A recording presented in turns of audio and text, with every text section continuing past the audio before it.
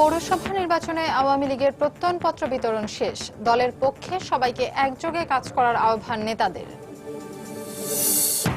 পৌর নির্বাচনের যাচাই বাছাই করে চূড়ান্ত মনোনয়ন দিয়েছে বিএনপি। নেতারা বললেন, তৃণমূলে অসন্তোষ নেই। অপরাধ করলেও মৃত্যুদণ্ডের সাজা কমানোর আবেদন নিজামীর আইনজীবীদের। দোষ স্বীকার করে এ ধরনের আর্জি এটাই প্রথম বললেন অ্যাটর্নি জেনারেল। সমুদ্র উপকূলীয় এলাকাগুলোকে কাজে লাগানোর সিদ্ধান্ত সরকারের। পরিকল্পনার আওতায় থাকছে 650 একর জমি। কর্মসংস্থান হবে 1.5 লক্ষ শ্রমিকের। এবং পার্বত্য শান্তি চুক্তির 1.5 যুগ পূর্তিতে রাঙামাটিতে জনসংহতি সমিতির সমাবেশ। নানা বঞ্চনার অভিযোগ পাহাড়ের অধিবাসীদের, শর্ত দ্রুত বাস্তবায়নের দাবি।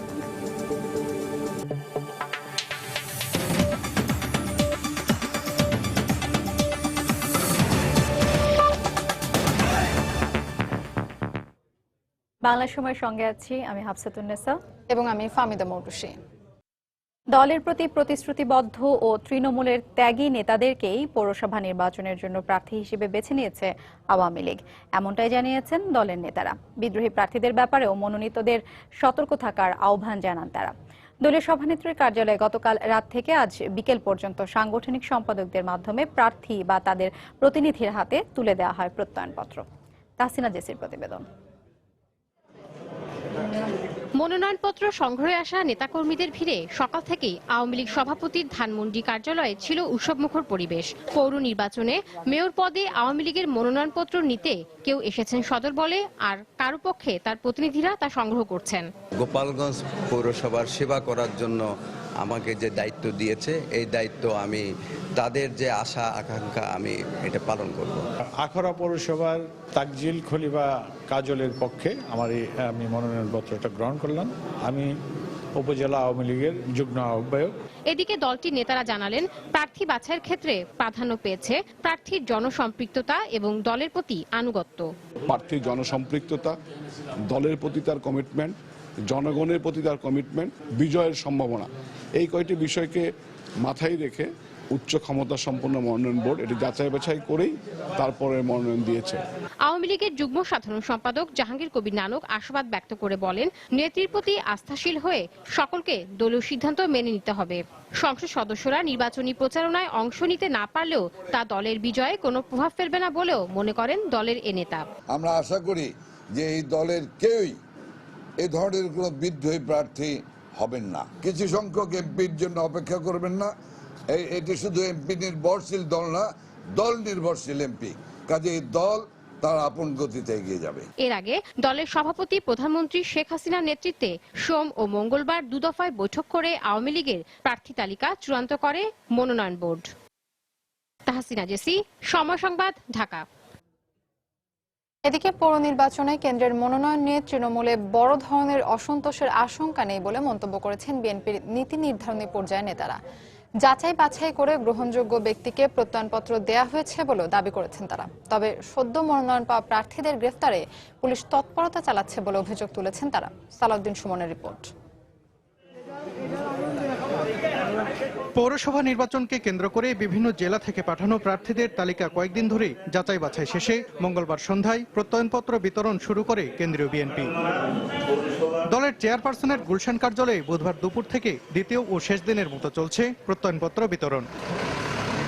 দলের শীর্ষ নেতাদের দাবি, সংশ্লিষ্ট পৌর এলাকার নেতাকর্মী ও ভোটারদের পছন্দ বিবেচনায় নিয়েই দেয়া হয়েছে চূড়ান্ত মনোনয়ন। এ কারণে পাওয়া না পাওয়ার হিসাব নিকাশে কেউ কেউ আশাহত হলেও এ নিয়ে ক্ষোভ ছড়িয়ে পড়ার আশঙ্কা নেই বলে জানান তারা। বিএনপিতে এই মনোনয়নকে কেন্দ্র করে অসন্তোষের দাবানল নাই, কিন্তু ছোট ছোট যে স্ফুল্লিঙ্গ অথবা মনের ক্ষোভ বা আগুন সেটা আছে, এটা অস্বীকার করার উপায় নেই। তবে সেটার সংখ্যা অতি নগণ্য। চূড়ান্ত মনোনয়ন পাওয়ার পর থেকেই প্রার্থীদের গ্রেপ্তারে আইন শৃঙ্খলা রক্ষাকারী বাহিনী তৎপরতা চালাচ্ছে বলেও অভিযোগ তোলেন বিএনপি নেতারা। অবশ্যই আমাদের সেই আশঙ্কা কেবল নাই, আমরা দেখতে পাচ্ছি যে আমাদের যাদেরকে নমিনেশন দেব বলে ইতিমধ্যে প্রচার হয়ে গেছে বা জানাজানি হয়ে গেছে বা ইতিমধ্যে পেয়েও গেছেন, তাদের অনেকের বাড়িতে গত রাত্রেও আইন শৃঙ্খলা বাহিনীর লোকেরা হামলা করেছে, তাদের সমর্থকদের বাড়ি বাড়ি গিয়ে হামলা করছে। তো এবার প্রার্থী হলো গ্রেফতারের আতঙ্ক। আর মনোনয়ন পাওয়ার পরেও মাঠে থাকতে পারবে কিনা, পালিয়ে বেড়াতে হবে, পুলিশকে লোকেশন জানাতে হবে 24 ঘন্টা আগে। এসব কারণে বিএনপিতে এবার প্রার্থীদের মধ্যে নানা রকমের আতঙ্ক। সরকার ও নির্বাচন কমিশনের অবস্থান সহ সার্বিক বিবেচনায় আসন্ন পৌর নির্বাচন সুষ্ঠু হওয়া নিয়ে সংশয় প্রকাশ করলেন এই নেতা। তাদের কাছ থেকে এই উদারতা আমরা আশা করি না যে জনগণ নিরপেক্ষভাবে ভোট কেন্দ্রে গিয়ে ভোট দেবে আর এই নির্বাচন কমিশন সুষ্ঠু একটি নির্বাচন করবে, এটি আশা করা বাতুলতা মাত্র। জয় পরাজয় যাই হোক, নির্বাচনের সুযোগ কাজে লাগিয়ে সরকার বিরোধী আন্দোলন চাঙ্গা করার পরিকল্পনা রয়েছে বলে জানিয়েছেন দলের নীতি নির্ধারণী পর্যায়ের নেতারা। দলের কর্মীদের কাছ থেকে বাধা। সালাউদ্দিন সুমন, সময় সংবাদ, ঢাকা। দর্শক, এই মুহূর্তে গুলশানে বিএনপি চেয়ারপারসনের কার্যালয়ে আছেন রিপোর্টার ফেরদৌস লিপি। আমরা সরাসরি চলে যাচ্ছি তার কাছে। লিপি, হাফসা, আপনি জানেন যে আজকে কিন্তু ঢাকা এবং ময়মনসিংহ বিভাগের প্রত্যয়নপত্র চলছে বিএনপির চেয়ারপারসনের যে কার্যালয় গুলশান থেকে। তো এখনো পর্যন্ত সর্বশেষ যে তথ্যটি আমাদেরকে জানানো হয়েছে সেটি হচ্ছে ঢাকা বিভাগের 35টি যে পৌরসভা রয়েছে নির্বাচন হবে, তার মধ্যে কিন্তু প্রায় 32টির ফর্ম বিতরণ করা হয়ে গেছে এবং এছাড়া ময়মনসিংহ বিভাগের কিন্তু প্রায় 5টি পৌরসভা নির্বাচনে যে মেয়র প্রার্থী রয়েছেন সেটার প্রত্যয়নপত্র বিতরণ হয়েছে বলে দলের সূত্র থেকে আমাদেরকে জানানো হয়েছে। এবং আপনি দেখছেন যে এখনো আসলে যেই মেয়র প্রার্থীরা আছেন যেসব অঞ্চলের বাকি আছে তারা কিন্তু এখনো পর্যন্ত কার্যালয়ের ভেতরে এবং বাইরে অবস্থান করছেন এবং অনেকেই কিন্তু প্রায় মনোনয়নপত্র নিয়ে বের হয়ে আসছেন। এবং এক্ষেত্রে গতকাল যে 6টি বিভাগের পত্র বিতরণ করা হয়েছে সে পর্যন্ত কিন্তু আমরা দেখেছি যে চট্টগ্রাম ছাড়া কিছু কিছু অঞ্চলের বাকি ছিল এবং আজকে কিন্তু সেগুলোরও বিতরণ করা হচ্ছে এবং তারা বলছে যে হয়তো আর ঘন্টা খানেক কিংবা কিছুটা সময় বেশি লাগলেও হয়তো 9টার মধ্যে তারা হয়তো এই প্রত্যয়নপত্র বিতরণের কাজ শেষ করতে পারবে। এবং কিছুটা জটিলতা হয়েছে ময়মনসিংহের ক্ষেত্রে আমাদেরকে যতটুকু জানিয়েছে, তবে তারা কিন্তু আসলে এই কারণে ময়মনসিংহেরটা কিছুটা দেরি হচ্ছে। এবং আপনাকে একটু জানিয়ে রাখি যে আসলে পৌরসভা নির্বাচন নিয়ে যারা এখানে মেয়র প্রার্থী হিসেবে বিএনপির পক্ষ থেকে আসছেন তাদের সাথে কিছুটা কথা বলেছি। তারা বলছেন যে কিছুটা আশঙ্কা তাদের মধ্যে থাকলেও হয়তো সরকারের যে গ্রেফতার, নির্যাতন, তারা বলছে যে কিছুটা অভিযোগ তারা করছেন, কিন্তু তারপরেও তারা আশাবাদী হয়তো তারা দলের পক্ষ থেকে, বিশেষ করে বিএনপির পক্ষ থেকে কিন্তু তারা ধানের শীষ মার্কায় মেয়রের যে প্রার্থী সেই প্রার্থী পদটা ছিনিয়ে আনতে পারবে। তবে এই ক্ষেত্রে ঢাকা বিভাগের যে যুগ্ম মহাসচিব আছে তিনি কিন্তু নিরাপত্তা ব্যবস্থা সহ যেন অবাধ সুষ্ঠু নির্বাচন করতে পারে সেই কারণে নির্বাচন কমিশনের প্রতি আহ্বান জানিয়েছেন এবং তিনি অভিযোগ করছেন যে গ্রেফতার কিংবা নির্যাতন চলছে সরকারের পক্ষ থেকে কিংবা আইন শৃঙ্খলার পক্ষ থেকে, সেটাও বন্ধের দাবি জানান। তো এই ছিল আমার কাছে এখনো পর্যন্ত গুলশান থেকে সর্বশেষ। দর্শক, গুলশানে বিএনপি চেয়ারপারসনের কার্যালয়ের সামনে থেকে রিপোর্টার ফেরদৌস লিপি বলছিলেন ঢাকা ও ময়মনসিংহ পৌরসভা মেয়র প্রার্থীদের প্রত্যয়নপত্র বিতরণের খবর। এদিকে মনোনয়ন চূড়ান্ত হবার পর থেকে দেশের বিভিন্ন স্থানে নির্বাচনী আমেজ বেড়ে গেছে কয়েক গুণ। মনোনীত প্রার্থীরা প্রতিশ্রুতি দেওয়ার পাশাপাশি জোরে সোরে চালাচ্ছেন নির্বাচনী প্রচারণা। কোথাও আবার দেখা গেছে ভিন্ন চিত্র। বরগুনার বেতাগীতে বর্তমান মেয়র মোহাম্মদ আলতাফকে মনোনয়ন দেওয়ায় সকাল সন্ধ্যা হরতাল পালন করছে উপজেলা আওয়ামী লীগ। ব্যুরো প্রতিবেদক ও জেলা প্রতিনিধিদের পাঠানো তথ্য ও ছবি নিয়ে ডেস্ক রিপোর্ট। রাজশাহীর অলিগলিতে পৌর নির্বাচনের হাওয়া। চায়ের দোকান থেকে শুরু করে কাটাখালী পৌরসভার সব জায়গায় আলোচনা চলছে মনোনীত প্রার্থীদের নিয়ে। এই পৌরসভায় আওয়ামী লীগ থেকে একজন এবং বিএনপি থেকে একজনকে মনোনীত করা হয়েছে। এরপর থেকে নির্বাচনী প্রচারণায় নেমে পড়েছেন আওয়ামী লীগ মনোনীত প্রার্থীরা। তবে এখনো নির্বাচনী প্রচারণার মাঠে দেখা যায়নি বিএনপি মনোনীত প্রার্থীকে। এদিকে ভোটাররা মনোনীত প্রার্থীদের নিয়ে সন্তোষ জানিয়েছেন। রাজশাহী শহরের প্রবেশদ্বার আমাদের কাটাখালী পৌরসভা, কিন্তু দুর্ভাগ্যজনক হলেও আমরা কিন্তু 3য় শ্রেণী অতিক্রম করতে পারিনি। আমি আশা করি এবং বিশ্বাস করি যে এবার নির্বাচনে জয়লাভ হবে। জয়লাভ যদি হয় ইনশাআল্লাহ পৌরসভাকে আধুনিক এবং মডেল পৌরসভা বানানোর জন্য আমার একটা পরিকল্পনা রয়েছে। আমরা সাধারণ জনগণ হিসেবে আমাদের খুবই জনপ্রিয়তা, একজন ভালো এক দক্ষ লোক, ওনার দ্বারাতে এই সম্ভব এই পৌরসভাকে উন্নয়ন করার জন্য। আমরা আশা করি তিনি যদি যেতেন তাহলে আমাদের এখানে উন্নয়নমূলক কর্মকাণ্ডগুলো আরো ভালো হবে। বরগুনার বেতাগী পৌরসভার বর্তমান মেয়র মোহাম্মদ আলতাফকে আবারও দলীয়ভাবে আওয়ামী লীগ মনোনীত করেছে। এর প্রতিবাদে সকাল সন্ধ্যা হরতালে ডাক দিয়েছে উপজেলা আওয়ামী লীগ। সকাল থেকে খণ্ড খণ্ড মিছিল নিয়ে রিটার্নিং অফিসারের কার্যালয়ে জড়ো হন হরতাল সমর্থকরা। এ সময় সেখানে প্রতিবাদ সমাবেশ থেকে দ্রুত আলতাফের মনোনয়ন প্রত্যাহার করে এবিএম গোলাম কবিরকে মনোনীত করার দাবি জানান। কোন শক্তির অপশক্তির কারণে তাকে কেন্দ্রীয় আওয়ামী লীগ মনোনয়ন দিল আমরা জানি না। সেই চিঠি প্রত্যাহার করতে চাই। যদি সেই চিঠি যতক্ষণে প্রত্যাহার না হবে ততক্ষণে বেতাগী উপজেলা আওয়ামী পরিবার সব মাঠ থেকে ঘরে ফিরে যাবে না। আসন্ন পৌরসভা নির্বাচনে সিলেট জেলার 3টি পৌরসভায় আওয়ামী লীগ প্রার্থী মনোনয়ন দিয়েছে। এর মধ্যে গোলাপগঞ্জে মনোনয়ন পেয়েছেন 2বারের মেয়র জাকারিয়া আহমদ পাপলু। এছাড়া কানাইঘাটে বর্তমান মেয়র লুৎফুর রহমান ও জকিগঞ্জ পৌরসভায় নৌকা প্রতীক নিয়ে লড়বেন মুক্তিযোদ্ধা খলিল উদ্দিন। এদিকে দলীয়ভাবে প্রার্থিতা পাওয়ার পর জয়ের ব্যাপারে আবারও আশাবাদ ব্যক্ত করেছেন জাকারিয়া আহমদ পাপলু। আমি আশা করছি যে বিগত ধারাবাহিকতায় আমি আগামীতে যে নির্বাচন ইনশাআল্লাহ জনগণ আমাকে বিপুল ভোটে নির্বাচিত করবে। আগামী 30 ডিসেম্বর একযোগে দেশে 235টি পৌরসভায় প্রথমবারের মতো দলীয় প্রতীকে অনুষ্ঠিত হবে পৌরসভা নির্বাচন। ওয়াহিদা স্বপ্না, সময় সংবাদ। মহান মুক্তিযুদ্ধের সময় এদেশীয় রাজাকাররা পাকিস্তানি সেনাবাহিনীকে সহায়তা না করলে 3 মাসেই মুক্তিযুদ্ধ শেষ হতো বলে মন্তব্য করেছেন সর্বোচ্চ আদালত। নিজামীর আপিল শুনানিতে এ মন্তব্য করেন আদালত। এদিকে নিজামীর যুদ্ধাপরাধ করলেও তাকে মৃত্যুদণ্ড না দেওয়ার আবেদন জানিয়ে যুক্তিতর্ক উপস্থাপন শেষ করেছেন আসামি পক্ষ। অ্যাটর্নি জেনারেল বলেন, দোষ স্বীকার করে সাজা কমানোর আবেদন যুদ্ধাপরাধের মামলায় এটা প্রথম। গত বছরের 29 অক্টোবর বুদ্ধিজীবী হত্যাসহ 4টি অপরাধে আলবদরের সর্বাধিনায়ক মতিউর রহমান নিজামীকে মৃত্যুদণ্ড দেন আন্তর্জাতিক অপরাধ ট্রাইব্যুনাল। এর পরের মাসে খালাস চেয়ে সুপ্রিম কোর্টে আবেদন করেন এই মানবতা বিরোধী। বুধবার আসামিপক্ষের শুনানির সময় 71-এ এদেশীয় রাজাকাররা পাক বাহিনীকে সহায়তা না করলে 3 মাসের মধ্যেই মুক্তিযুদ্ধ শেষ হতো বলে মন্তব্য করেন সর্বোচ্চ আদালত। আদালত বলেন, এটাও প্রমাণিত যে রাজাকার আলবদররা পাক বাহিনীর সাথে গণহত্যায় লিপ্ত হন। 10 মাস পর্যন্ত এটা কি যে এটা কন্টিনিউ করেছে, এটা একমাত্র কারণ হলো এই লোকাল কোলাবোরেটরস বা তাদের এই সমস্ত যারা সহযোগিতা সাহায্য করেছে তাদের জন্য।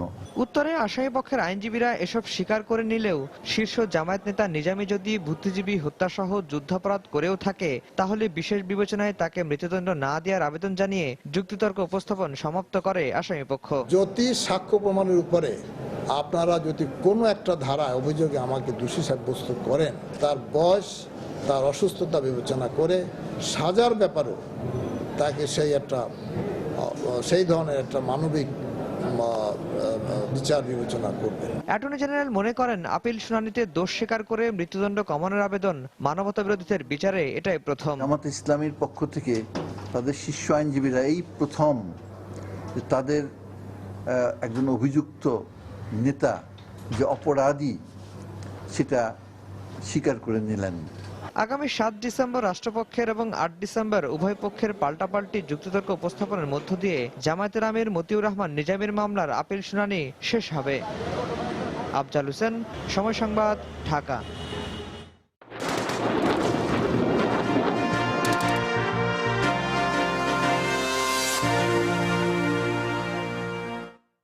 স্বাধীনতার 44 বছরে শুধু ভোটের রাজনীতিতে নয়, গণতান্ত্রিক প্রতিষ্ঠানগুলোকে এখনো শক্তিশালী করা যায়নি, আর তাই সুসংহত করা সম্ভব হচ্ছে না স্থিতিশীল অগ্রযাত্রা।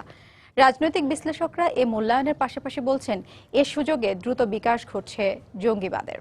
রিপোর্ট এসান জুয়েলের। স্বপ্ন ছিল একটি স্বাধীন দেশ, পতাকা আর মাতৃভূমির।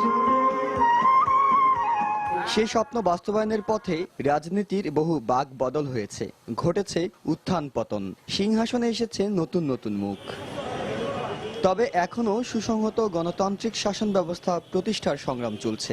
এখনো এমন একটি রাষ্ট্র আর সমাজ ব্যবস্থার প্রত্যাশা যেখানে মানুষের অধিকার কিংবা সুযোগ নিয়ে কোনো বৈষম্য থাকবে না। ভবিষ্যৎটা খুব একটা পরিষ্কারভাবে দেখা যাচ্ছে না, কারণ রাজনৈতিক অস্থিরতা তো সব ক্ষেত্রেই প্রভাব ফেলে। দেয়ালে পিঠ থেকে যাওয়ার একটা ব্যাপার থাকে। চালের কেজি 10 টাকা বাড়লেও আমরা কোনো রকমে টেনে টেনে 9 টাকা 10 টাকা কিনেই ফেলি। ভিশনারি লিডারশিপ যেটা আছে সেটা একটা সুস্পষ্ট অভাব আমরা দেখতে পাই। রাজনৈতিক বিশ্লেষকরা বলছেন, জনগণের মুক্তির আকাঙ্ক্ষাকে ধারণ করার মতো রাজনৈতিক শক্তির দুর্বলতায় বিকাশ হচ্ছে শক্তিশালী জঙ্গিবাদের। আমরা একটা আশঙ্কার মধ্যে আছি যে একদিকে সংসদীয় গণতন্ত্র কাজ করছে না, আরেকদিকে জঙ্গিবাদের বিকাশ ঘটছে, এবং যেটা জনগণের পক্ষের যে রাজনৈতিক শক্তি সেটা কিন্তু বিকশিত হয়নি। আকাঙ্ক্ষা ছিল যে আমরা একটা সুষ্ঠু গণতান্ত্রিক সহনশীল ধর্মনিরপেক্ষ একটা রাজনীতি আমরা চালিয়ে যাব, স্ট্রং ফাউন্ডেশন আমরা করতে পারিনি। জঙ্গিবাদ এখন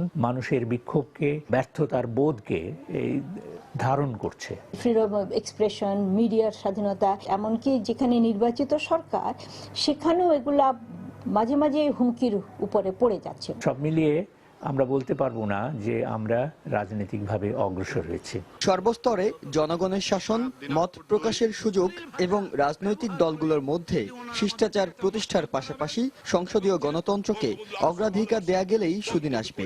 নানা রাজনৈতিক সংকটের মধ্যেও বিশ্লেষকরা বলছেন, এখনো দেশের তরুণদের মধ্যে, সাধারণ মানুষদের মধ্যে আকাঙ্ক্ষা আছে নতুন কিছু করার। আর মুক্তিযুদ্ধের চেতনায় প্রবাহমান এইসব মানুষদের সংগঠিত করা গেলেই সম্ভব হবে সুপরিবর্তন। হেসান জুয়েল, সময় সংবাদ, ঢাকা। বাংলা সময় আরো থাকছে। বছরের শুরুতে শিক্ষার্থীদের হাতে নতুন বই তুলে দিতে প্রস্তুত রাজশাহী শিক্ষা বোর্ড। সরকারের এমন সিদ্ধান্তে সাক্ষরতার হার বাড়াবে মন্তব্য সংশ্লিষ্টদের।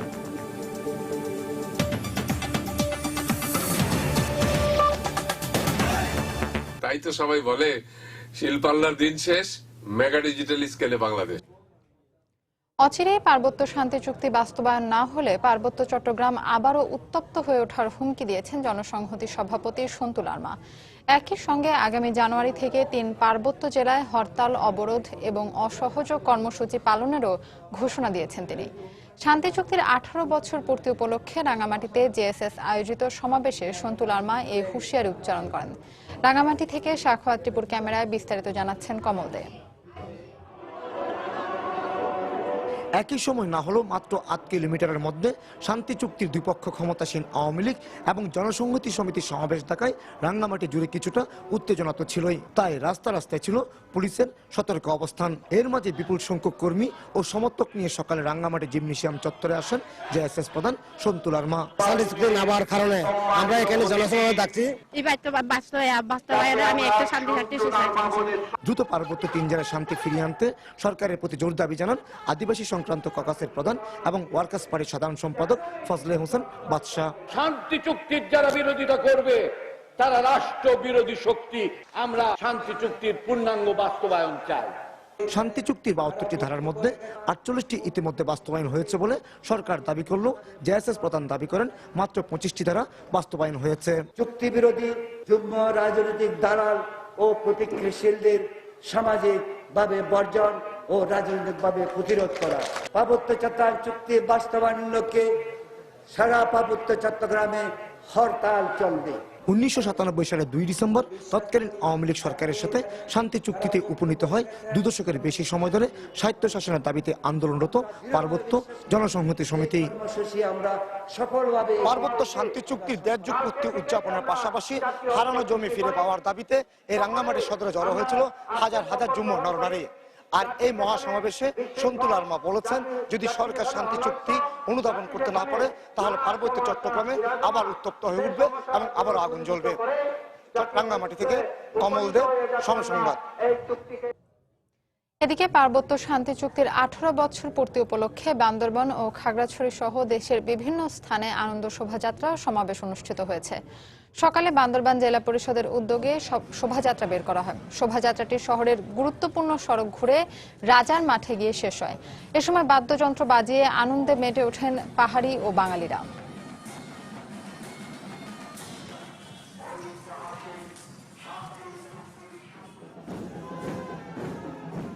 এ উপলক্ষে বরিশালে আনন্দ র্যালি ও সমাবেশ করেছে আওয়ামী লীগ। দুপুরে নগরীর সিটি কর্পোরেশন মোড় থেকে বর্ণাঢ্য র্যালি বের করেন দলীয় নেতাকর্মীরা। পরে নগর ভবন চত্বরে সমাবেশে অংশ নেন তারা। খাগড়াছড়িতে কবুতর ও বেলুন উড়িয়ে পালন করা হয় শান্তি চুক্তির ১.৫ যুগ পূর্তি উৎসব। পরে ব্যানার ফেস্টুন নিয়ে শোভাযাত্রায় অংশ নেন শতাধিক নারী পুরুষ।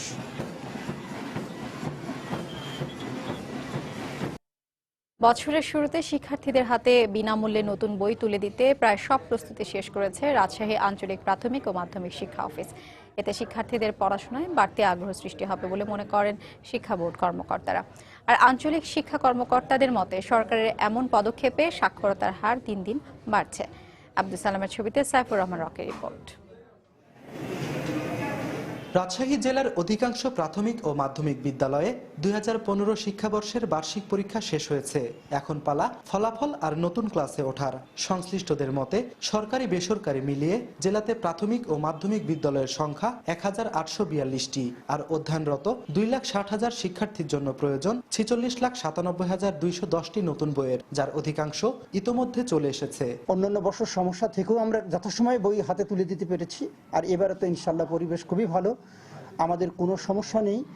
১ তারিখে প্রতিটি শিশুর হাতে বই পৌঁছিয়ে যাবে। বছরের শুরুতে নতুন বই হাতে পেলে শিক্ষার্থীরা আরো বেশি মনোযোগী হবে বলে অভিমত শিক্ষা বোর্ডের কর্মকর্তাদের। 16 সালে যখন ইনশাল্লাহ সে নতুন বইটা পাবে, অবশ্যই তার মাঝে একটা বাড়তি উদ্দীপনা, উৎসাহ ওর মানসিক অবস্থানের সঙ্গে যোগ দিবেই। আর আঞ্চলিক এই শিক্ষা কর্মকর্তা মনে করেন সরকারের এমন সিদ্ধান্তের কারণে পাশের হার যেমন বাড়ছে তেমনি বাড়ছে সাক্ষরতার হারও। অন্যান্য বোর্ডের তুলনায় রাজশাহী শিক্ষার মানটাও বেড়েছে এবং শিক্ষার্থীর সংখ্যাটাও বেড়ে গেছে।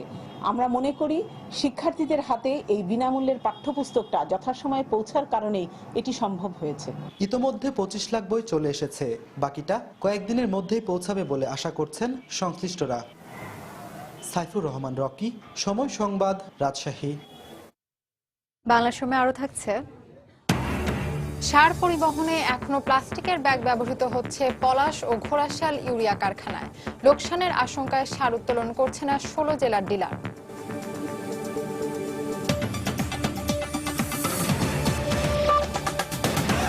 ময়মনসিংহে বাংলাদেশ ভারত সীমান্ত ইস্যু নিয়ে দুই দেশের জেলা প্রশাসক পর্যায়ে 2 দিন ব্যাপী বৈঠকের প্রথম দিনের কার্যক্রম শেষ হয়েছে। নগরীর একটি বেসরকারি হোটেলে সকাল 9টায় এই বৈঠক শুরু হয়। সম্মেলনে বাংলাদেশের 7টি ও ভারতের 7টি জেলার জেলা প্রশাসনের শীর্ষ কর্মকর্তারা অংশ নিয়েছেন। বৈঠকে দুদেশের সীমান্তে শান্তিপূর্ণ সহাবস্থান, চোরাচালান ও মানব পাচার প্রতিরোধ সহ সাজা শেষ হওয়া জেলবন্দি বিনিময় বিষয়ে আলোচনা হয়েছে। পাশাপাশি দুদেশের সংস্কৃতি ও ক্রীড়া বিষয়ে আলোচনাও গুরুত্ব পায় বলে জানানো হয়েছে। এছাড়া দুদেশের মাঝে অন্যান্য চিহ্নিত সমস্যাগুলোর সমাধানে ঐক্যমত পোষণ করেছেন দুদেশের প্রতিনিধি দলের সদস্যরা। আগামীকাল সকাল 9টায় আবারও এই বৈঠক শুরু হওয়ার কথা রয়েছে। সাতক্ষীরায় বিএসএফ এর গুলিতে এক কলেজ ছাত্র সহ 2 বাংলাদেশি গুলিবিদ্ধ হয়েছেন। ভোরে কলারোয়া উপজেলার গোয়ালপাড়া সীমান্তে বাংলাদেশের অভ্যন্তরে ঢুকে এ হামলা চালায় বিএসএফ সদস্যরা। এদিকে সাতক্ষীরা 38 বিজিবি ব্যাটালিয়নের অধীনায়ক লেফটেন্যান্ট কর্নেল মোহাম্মদ আরমান হোসেন বিষয়টি নিশ্চিত করেছেন। প্রত্যক্ষদর্শীরা জানান, ভারত থেকে গরু নিয়ে ওই সীমান্ত দিয়ে দেশে ফিরছিলেন কয়েকজন ব্যবসায়ী। এ সময় তাদের ধাওয়া করে বাংলাদেশের সীমানায় ঢুকে পড়ে ভারতের গোবরা ক্যাম্পের বিএসএফ সদস্যরা। এ সময় গ্রামবাসীর বাধা দিলে তাদের লক্ষ্য করে গুলি ছোড়ে বিএসএফ সদস্যরা। এতে কলেজ ছাত্র গোলাম রসুল ও রিপন নামে 2 জন গুলিবিদ্ধ হয়। গ্রামবাসীর পাল্টা ধাওয়ায় পালিয়ে যায় বিএসএফ সদস্যরা। পরে আহতদের উদ্ধার করে স্থানীয় হাসপাতালে ভর্তি করা হয়।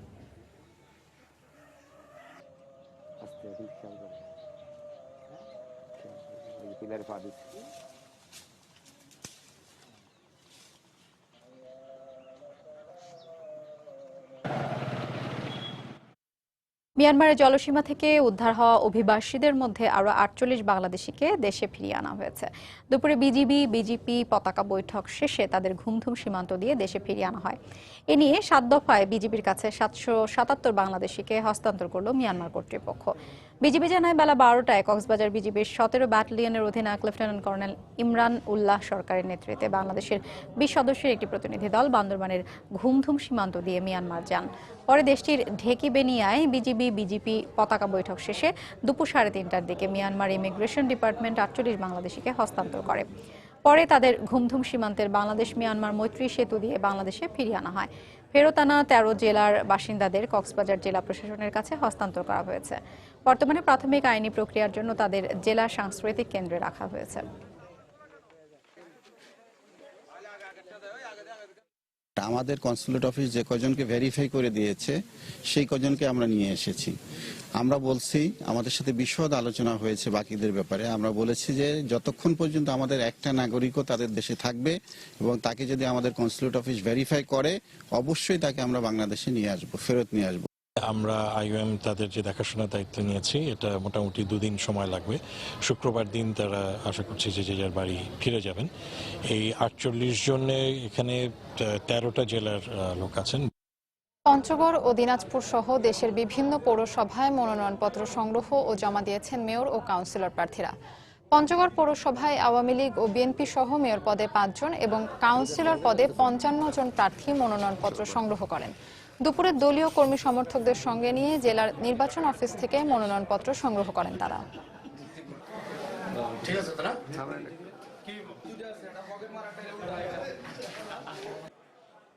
এদিকে দিনাজপুর পৌরসভায় মেয়র পদে 1 জন এবং কাউন্সিলর পদে 8 জন প্রার্থী তাদের মনোনয়নপত্র জমা দিয়েছেন। সকালে জেলার নির্বাচন কর্মকর্তা মাহমুদ হাসানের কাছে আনুষ্ঠানিকভাবে মনোনয়নপত্র জমা দেন তারা। এ সময় পৌর এলাকার গণ্যমান্য ব্যক্তিরা উপস্থিত ছিলেন।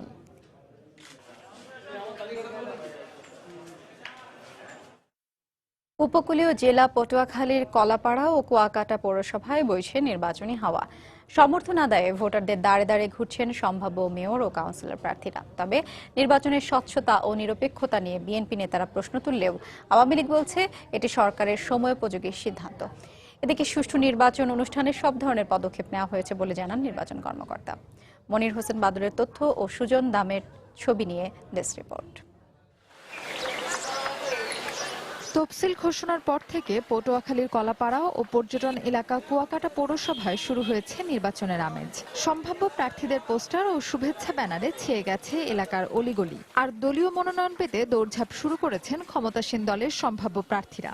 তবে মাঠে না থাকলেও ঘরোয়াভাবে প্রস্তুতি নিচ্ছে বিএনপি। আর এই নির্বাচনকে ঘিরে পাড়া মহল্লার চায়ের দোকান হয়ে উঠেছে ভোটারদের আলোচনার কেন্দ্র। দলীয় ব্যানারে একজন মেয়র হবে, সে এমন এক ব্যক্তি আসুক যার উন্নয়নের ধারা আমরা ব্যবসায়ীরা অনেক সুযোগ সুবিধা পাই। সৎ এবং ভালো একজন মেয়র চাই।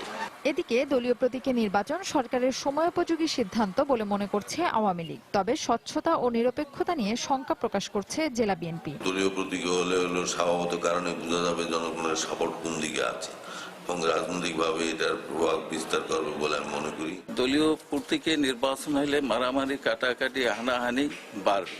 অবশ্য সুষ্ঠু নির্বাচন অনুষ্ঠানে প্রয়োজনীয় পদক্ষেপ নেওয়ার কথা জানিয়েছেন জেলা নির্বাচন কর্মকর্তা। প্রাথমিক পর্যায়ে নির্বাচনের জন্য যে প্রস্তুতি ছিল আমরা সম্পন্ন করেছি, যেমন আমাদের ভোটার তালিকা তৈরি করার কথা সেটা তৈরি করেছি, আর ভোট কেন্দ্র যেটা সেটা আমাদের তৈরি করা হয়ে গেছে। পটুয়াখালীর কলাপাড়ায় 11,026 জন ও কুয়াকাটায় 6,845 জন ভোটার রয়েছেন। সময় সংবাদ, পটুয়াখালী। নরসিংদীর সরকারি কারখানাগুলো থেকে প্লাস্টিকের বস্তায় সার সরবরাহ করায় সার উত্তোলন বন্ধ করে দিয়েছেন শতাধিক ডিলার। যদিও ঘোড়াশাল সার কারখানার ব্যবস্থাপনা পরিচালক জানিয়েছেন পাটের বস্তা ব্যবহারের কোনো লিখিত নির্দেশনা না আসায় প্লাস্টিকের বস্তাতেই সার সরবরাহ অব্যাহত রয়েছে। ব্যবসায়ীরা জানান প্লাস্টিকের বস্তায় সার উত্তোলন করে সরবরাহ করতে গিয়ে ভ্রাম্যমাণ আদালতের জরিমানার শিকার হচ্ছেন তারা। তাই বিসিআইসি নিয়ন্ত্রণাধীন পলাশ ও ঘোড়াশাল সার কারখানা থেকে সকল প্রকার সার উত্তোলন বন্ধ করে দিয়েছেন। এতে বন্ধ হয়ে গেছে দেশের 16টি জেলায় ইউরিয়া সরবরাহ। মূলত বস্ত্র ও পাট মন্ত্রণালয় থেকে 6টি পণ্য প্লাস্টিকের থলেতে পরিবহন ও মজুদের ওপর জারি করা নিষেধাজ্ঞা 30 ডিসেম্বর থেকে কার্যকর করা হয়। এক্ষেত্রে সার পরিবহনের নিষেধাজ্ঞা তুলে নেওয়ার অনুরোধ জানিয়েছেন ব্যবসায়ীরা। টোটাল বস্তা 18 বস্তা ধরে আমাদের কোনো ডিফারেন্স নাই বেচা কেনার মধ্যে, আমাদের একই রেট একই কমিশন, কিন্তু ওরা দিতে পারে না বিদায় আমরা নিতে পারি না। তারা আমাদেরকে সর্বদিতে অপারগতা প্রকাশ করায় আমরা সেন্ট্রালে যোগাযোগ করছি আমাদের কেন্দ্রীয় নেতৃবৃন্দের কাছে যে আমরা কোথায় যাব, তো বলছে যে আপনারা জীবন বাঁচার তাগিদে আমরা বন্ধ রাখেন। 30 তারিখের মধ্যে বাধ্যতামূলক জুট ব্যাগ যেটা ইউজ করার জন্য গভর্নমেন্ট সিদ্ধান্ত নিছে। তো আমাদের ডিলারদের দাবি হচ্ছে যে ক্যারিং করতে যে জরিমানার শিকার হয় তাহলে তো এটা ডিলারদের জন্য ক্ষতি, তারা এই কারণে আপনার ক্যারিংটা করতে চাচ্ছে না। তা আমরা গভর্নমেন্টের কাছে আমাদের বিএফ এর পক্ষ থেকে আবেদন করা হয়েছে যে সার সেক্টরটারে এইটার অধীনের বাইরে রাখা হোক, এই আইনের বাইরে রাখা হোক। নেত্রকোনায় প্রাথমিক বিদ্যালয়ের এক প্রধান শিক্ষককে কুপিয়ে হত্যা করেছে দুর্বৃত্তরা। এ ঘটনায় বাবুল নামে একজনকে আটক করেছে পুলিশ। স্বজন ও প্রত্যক্ষদর্শীরা জানান, সকালে বারহাট্টা উপজেলার মানস সরকারি প্রাথমিক বিদ্যালয়ের প্রধান শিক্ষক অর্জুন বিশ্বাস মোটরসাইকেলে করে বিদ্যালয়ে যাচ্ছিলেন। এ সময় বিদ্যালয়ের কাছাকাছি এলাকায় পৌঁছালে মোটরসাইকেলের গতিরোধ করে দুর্বৃত্তরা। এ সময় ধারালো অস্ত্র দিয়ে তাকে এলোপাতাড়ি কুপিয়ে পালিয়ে যায় তারা। পরে স্থানীয়রা তাকে উদ্ধার করে বারহাট্টা উপজেলা স্বাস্থ্য কেন্দ্রে নেওয়ার পথেই মৃত্যু হয় তার। নিহত শিক্ষকের বাড়ি উপজেলার রামপুর দশাল গ্রামে। এদিকে পূর্বশত্রুতার জের ধরে তাকে হত্যা করা হয়েছে বলে অভিযোগ স্বজনদের।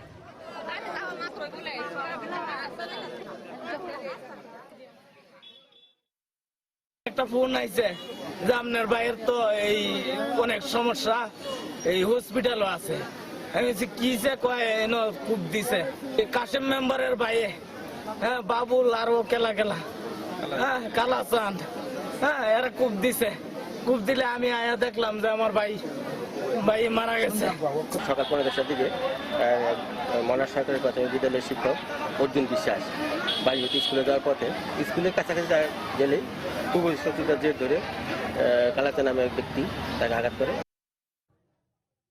ভোলায় অপহরণের ২ দিন পর আব্বাস নামে এক কিশোরকে উদ্ধার করেছে পুলিশ। এ ঘটনায় জড়িত সন্দেহে আসাদ মিঝি নামে একজনকে আটক করা হয়েছে। পুলিশ জানায়, গত সোমবার দুপুরে বোরহান উদ্দিন উপজেলার ফুলকাচিয়া গ্রামের মসজিদ থেকে নামাজ শেষে বাড়ি ফিরছিল আব্বাস। এ সময় ২টি মোটরসাইকেলে করে তাকে অপহরণ করে দুর্বৃত্তরা। পরে পরিবারের কাছে ৫ লাখ টাকা মুক্তিপণ দাবি করা হয়। ঘটনাটি আব্বাসের বড় বোন পুলিশকে জানান। পরে অভিযান চালিয়ে বড়পাতা গ্রামের একটি ধানক্ষেত থেকে হাত পা বাঁধা অবস্থায় কিশোর আব্বাসকে উদ্ধার করে পুলিশ।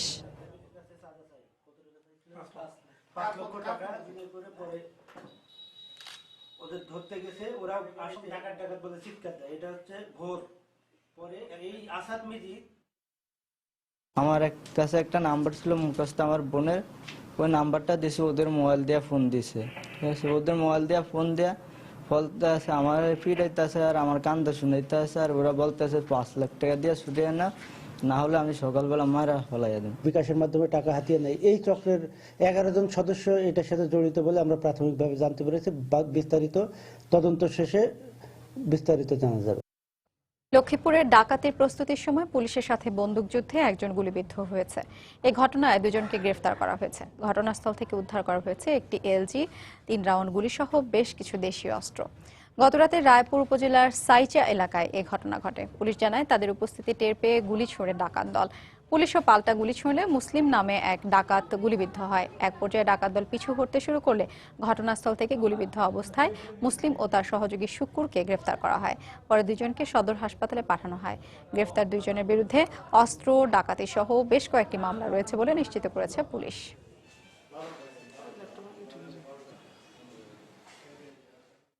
ডাকাতরা পুলিশের উপস্থিতি টের পেয়ে আলাপাতাড়ি গুলি বর্ষণ করতে থাকে। পুলিশ যানবাহন রক্ষার্থে ৭ রাউন্ড ফাঁকা গুলি করে। পরবর্তীতে ডাকাতরা পালিয়ে যাওয়ার সময় ডাকাতদের সহযোগী শুকুর ডাকাতকে আমরা গ্রেপ্তার করি। তিস্তার পানির ন্যায্য হিস্যার দাবিতে গাইবান্ধায় বিক্ষোভ মিছিল করেছে প্রগতিশীল বাম সংগঠন বাংলাদেশ সমাজতান্ত্রিক দল বাসদ। সকালে শহরের ১ নম্বর রেলগেট এলাকা থেকে এ বিক্ষোভ মিছিল বের করা হয়। মিছিলটি শহরের গুরুত্বপূর্ণ সড়ক ঘুরে সংক্ষিপ্ত সমাবেশ করেন নেতাকর্মীরা। এ সময় বক্তারা বলেন, তিস্তায় পানি না থাকলে সমগ্র উত্তরাঞ্চল মরুভূমিতে পরিণত হবে। অবিলম্বে তিস্তার ন্যায্য হিস্যা বাস্তবায়নের দাবি জানান তারা।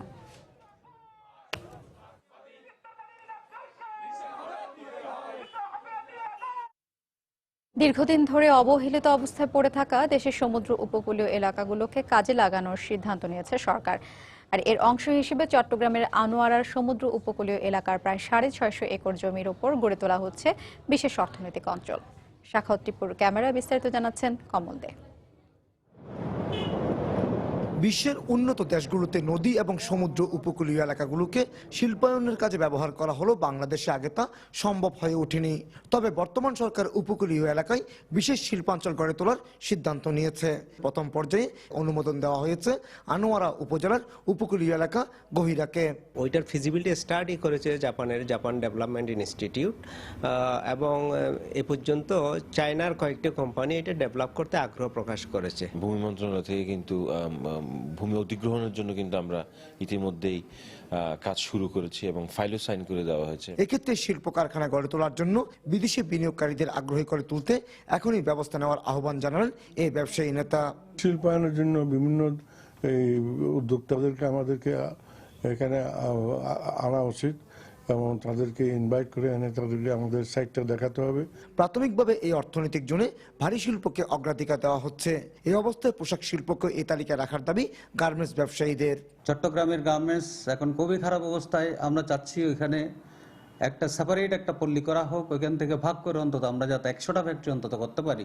চট্টগ্রাম অর্থনৈতিক জোন 1 নামের এই এলাকায় যেসব শিল্প কারখানা গড়ে তোলা হবে তার মধ্যে 250-এর বেশি কারখানা হবে জাহাজ নির্মাণ শিল্প কেন্দ্রিক। এখানে গড়ে তোলা হবে 350-এর বেশি শিল্প কারখানা। এক্ষেত্রে তার আগে বিদ্যুৎ, পানি এবং গ্যাস সংযোগ নিশ্চিত করতে হবে। আর না হয় এই ইকোনমিক জোন নিয়ে স্থানীয়দের মধ্যে যে উৎসাহ সৃষ্টি হয়েছে তা ব্যর্থতায় পর্যবেসিত হবে। আনোয়ারার ইকোনমিক জোন থেকে কমল দে, সময় সংবাদ। বিপিএল এর খবর, জমে উঠেছে পয়েন্ট টেবিলের শীর্ষে ওঠার লড়াই। বুধবার দিনের প্রথম ম্যাচে ঢাকা ডায়নামাইটসকে 10 রানে হারিয়েছে কুমিল্লা ভিক্টোরিয়ান্স। এই জয়ে 6 ম্যাচে 8 পয়েন্ট নিয়ে রান রেটে এগিয়ে থেকে তালিকার শীর্ষে অবস্থান করছে মাশরাফি বিন মর্তুজার দল। চট্টগ্রামের জহুর আহমেদ চৌধুরী স্টেডিয়ামে আগে ব্যাট করে 7 উইকেটে 141 রান করে ভিক্টোরিয়ান্স। জবাবে 6 উইকেটে 131 রানে থামে ডায়নামাইটসের ইনিংস। পাকিস্তানের 2 ক্রিকেটার আহমেদ শেহজাদ ও শোয়েব মালিককে দলে নিয়ে উজ্জীবিত কুমিল্লা দলীয় 18 রানেই হারায় প্রথম উইকেট।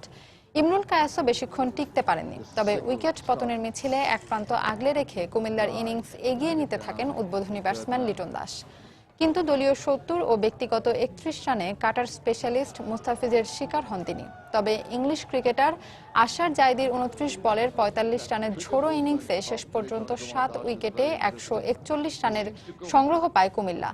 জবাবে ব্যাট করতে নামা ঢাকা দলীয় 40 রানে হারায় 2 ওপেনারকে। তবে তৃতীয় উইকেটে সাঙ্গাকারা ও নাসিরের ব্যাটে ভালোভাবেই এগিয়ে যেতে থাকে ঢাকা। কিন্তু সাঙ্গা রান আউট হবার পর নাসিরও 32 রানে আউট হলে হঠাৎ ছন্দপতন হয় ডায়নামাইটসের। এরপর ডাসকাটে ও ওয়ালার ব্যক্তিগত 11 রানে আউট হন। শেষ দিকে আবুল হাসান রাজু ও ফরহাদ রেজা চেষ্টা করলেও দলের হার এড়াতে পারেননি।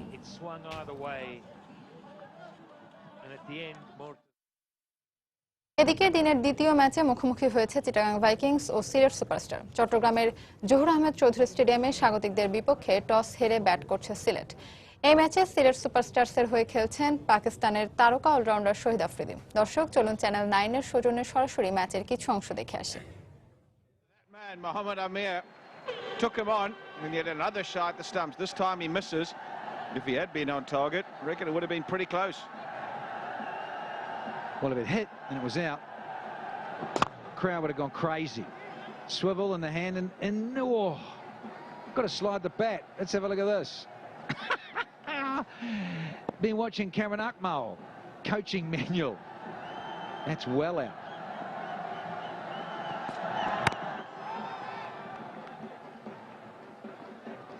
That was a couple of days ago. We saw Cameron Akmal run out, some lazy running, ran on the angle, didn't slide the bat, and had to head back to the pavilion. That one would have been out too. Hassan would have had to trudge on round. Had that hit the woodwork, he was back for a early rest in the dressing room. Hello, Boom Boom. Get ready to rock and roll. The place will erupt should he come out and bat soon. Down the wicket and just one bounce before the ropes. Bangla সময় শীর্ষ সংবাদগুলো জানিয়ে দিচ্ছি আরেকবার। পৌরসভা নির্বাচনে আওয়ামী লীগের প্রত্যয়নপত্র বিতরণ শেষ। দলের পক্ষে সবাইকে একযোগে কাজ করার আহ্বান নেতাদের। পৌর নির্বাচনের যাচাই বাছাই করেই চূড়ান্ত মনোনয়ন দিয়েছে বিএনপি। নেতারা বললেন তৃণমূলে অসন্তোষ নেই। অপরাধ করলেও মৃত্যুদণ্ডের সাজা কমানোর আবেদন নিজামীর আইনজীবীদের। দোষ স্বীকার করে এ ধরনের আর্জি এটাই প্রথম বললেন অ্যাটর্নি জেনারেল। সমুদ্র উপকূলীয় এলাকাগুলোকে কাজে লাগানোর সিদ্ধান্ত সরকারের। পরিকল্পনার আওতায় থাকছে 650 একর জমি। কর্মসংস্থান হবে 1.5 লক্ষ শ্রমিকের। এবং পার্বত্য শান্তি চুক্তির 1.5 যুগ পূর্তিতে রাঙামাটিতে জনসংহতি সমিতির সমাবেশ। নানা বঞ্চনার অভিযোগ পাহাড়ের অধিবাসীদের, শর্ত দ্রুত বাস্তবায়নের দাবি। এই ছিল বাংলার সময়। যে কোনো খবর পেতে ভিজিট করুন সময়নিউজ.tv। এছাড়া এই মাত্র পাওয়া খবর আপনার মোবাইলে পেতে SMS করুন *SN লিখে পাঠিয়ে দিন 16242 নম্বরে। সঙ্গে থাকুন সময়।